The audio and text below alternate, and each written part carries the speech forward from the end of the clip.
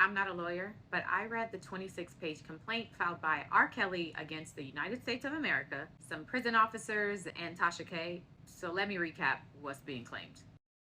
So let's start with the parties in this lawsuit. The plaintiff, per the suit, is 56-year-old Robert S. Kelly, a Chicago native, and, quote, he is indisputably the king of R&B. He's also an inmate incarcerated in North Carolina.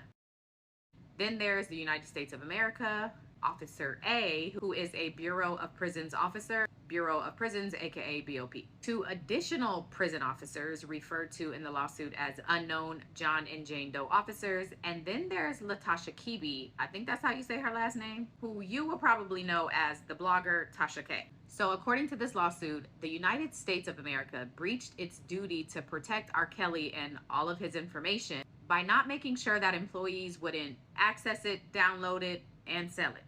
More specifically, the claim alleges that Officer A accessed R. Kelly's emails, his visiting list, his trust account information, and recorded phone calls without the authority to do so, then downloaded that information and then sold it to Tasha K. Tasha K, according to this suit, then broadcasted that information on her YouTube channel. As far as facts of the case, the lawsuit references a time in January of 2020, while R. Kelly was already detained, his long-term girlfriend, who the suit calls Jane Doe, started behaving in a hostile and accusatory fashion towards him without any explanation. The girlfriend, Jane Doe, was, quote, furious with R. Kelly and unexpectedly began causing stress and conflict in the relationship. R. Kelly later learned that around that time, the girlfriend started cooperating with the government, and she eventually became the star witness in the RICO case against him.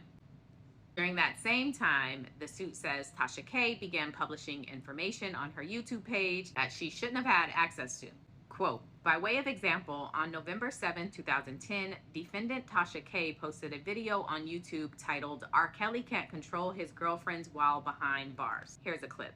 I know this because Joycelyn is telling R. Kelly over the phone, okay? Yes, there's a phone tap somewhere, and I'm not going to tell you where it's at, okay? Now, apparently, Joycelyn is snitching on Asriel, saying that she's not coming home at night, and R. Kelly wants to know why. I have the plug. I'm not going to tell you where I got the information from, but just listen to the damn information, okay? He is honestly shaking in his flip-flops and socks and prison suit because he can no longer control Asriel, okay? She ain't nowhere to be found. Now, I want you to know that Joycelyn is not on the visitors list, okay? Asriel is his favorite. Joycelyn was his.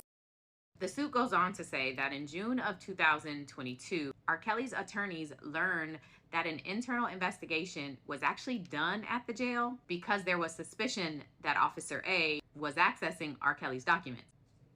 So they do the investigation, and the investigation shows that Officer A had indeed accessed R. Kelly's records without authorization and sold them to Tasha K. But that information never made it to R. Kelly or his team. It was a secret. Apparently, according to this lawsuit, Tasha K has recently admitted to getting information from Officer A. And in addition to releasing it on her YouTube channel, she also gave that information directly to R. Kelly's girlfriend and that girlfriend's family. That's what the suit says. So now R. Kelly is saying that's the reason his girlfriend was acting hostile with him back in 2020. And that's the reason she started cooperating with the government and eventually became their star witness. There's also another claim in here that says that two other officers accessed R. Kelly's trust account fund records in 2022 and gave that information to a Washington Post journalist, and that journalist then publicized it. So he says all of this has caused him sleepless nights, emotional distress, harassment, loss of relationships, loss of money, all of the above. And that's why he's suing. So let's talk about causes of action. The first is negligence, and that's specific to the United States for basically allowing employees to access his information, download it, sell it. And they claim once the jail found out this was happening, they did nothing to address it. So the claim is for negligence. The second cause of action is invasion of privacy, and that's specific to the officers and Tasha K, which is pretty self-explanatory. They invaded his privacy according to this lawsuit.